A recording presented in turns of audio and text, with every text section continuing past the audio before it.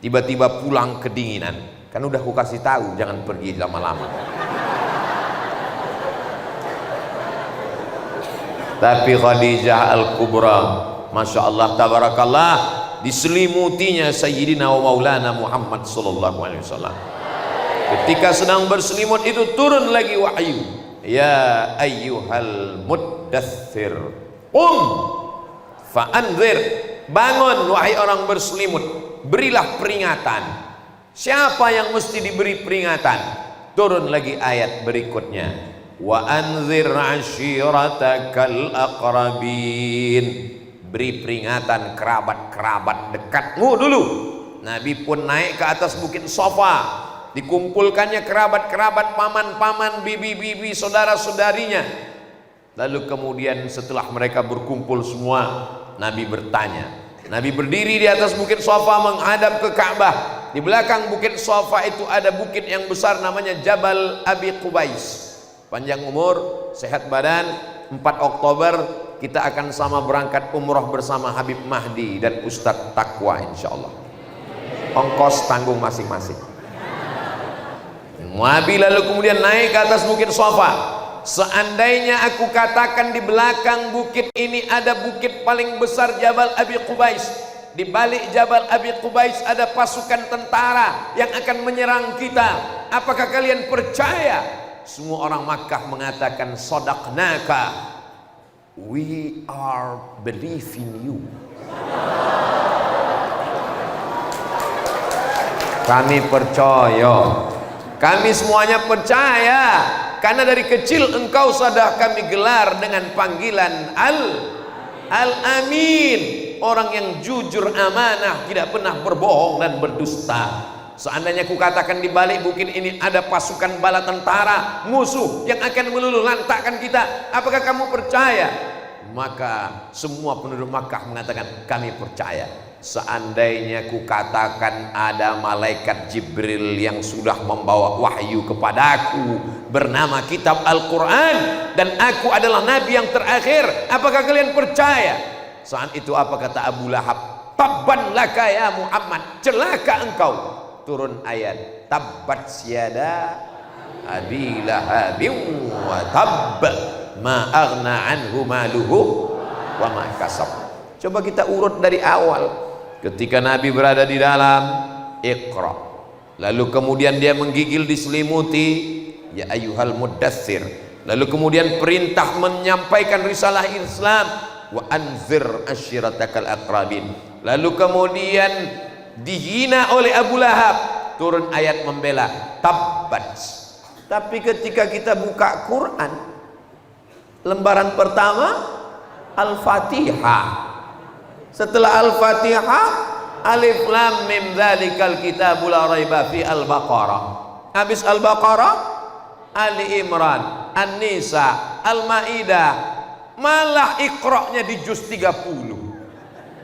Lalu orang pun mulai berpikir, habis peristiwa peringatan nuzul Quran, kalau begitu Quran yang ini bukan Quran yang turun kepada Nabi Muhammad sallallahu alaihi wasallam.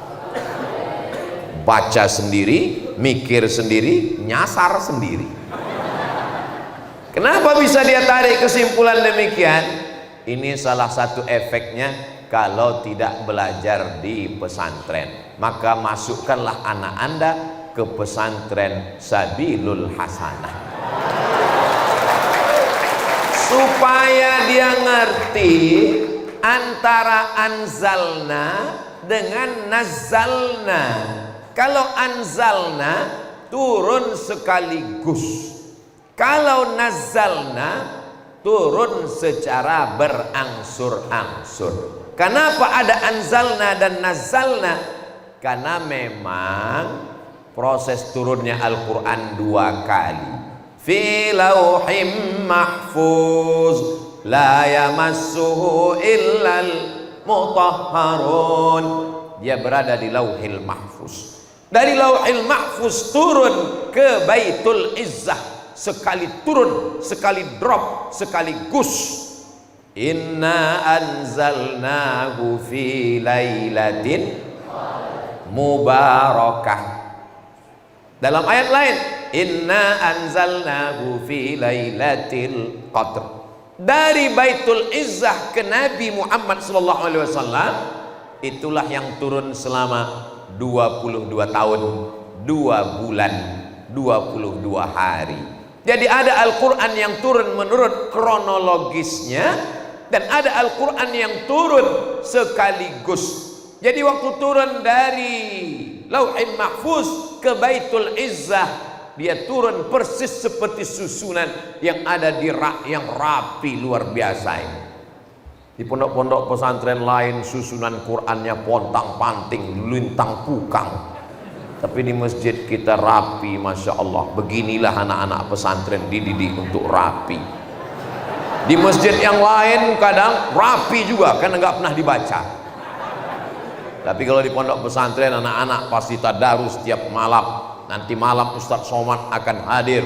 Kita rapi, pecinya rapi, bajunya rapi, semuanya Masya Allah, tabarakallah. Mudah-mudahan istiqomah insya Allah. Tapi ketika turun dari Baitul Izzah ke Nabi, sesuai dengan momen. Ketika mereka bertanya, yas'alunaka 'anil khamri wal maisir, turun ayat, qul fihima ismun kabirun wa manafi'u linnas. Ketika mereka bertanya, yas'alunaka madza yunfiqun, turun ayat, qulil afwa. Ketika mereka bertanya, yas'alunaka 'anil yatama, turun ayat, qul islahul lahum khair. Ketika mereka bertanya, wa idza sa'alaka ibadi anni, turun ayat, fa inni qarib ujibu da'watad da'i idza da'an. Ketika mereka bertanya, yas'alunaka 'anil ahillah, turun ayat, qul hiya mawaqitu lin-nasi wal hajj. Jadi Al-Qur'an ada kronologis sebab turun, sebagiannya itulah yang disusun oleh Imam Jalaluddin Abdurrahman As-Suyuti, meninggal tahun 911. Mudah ngingatnya, emergensi 911. Imam Suyuti, imamnya Ahlus Sunnah wal Jamaah, kita sangat mengingat beliau karena kalau sudah belajar hadis pasti Al-Jami' Al-Kabir Imam Suyuti. Belajar ulumul hadis, tadribur rawi, syarah takrib an-Nawawi. Belajar tafsir untuk pemula, Jalalain, Jalaluddin Al-Mahalli dan Jalaluddin As-Suyuti. Mulai belajar kitab yang agak besar, Ad-Durrul Mansur fit Tafsir bil Ma'sur, juga Imam As-Suyuti.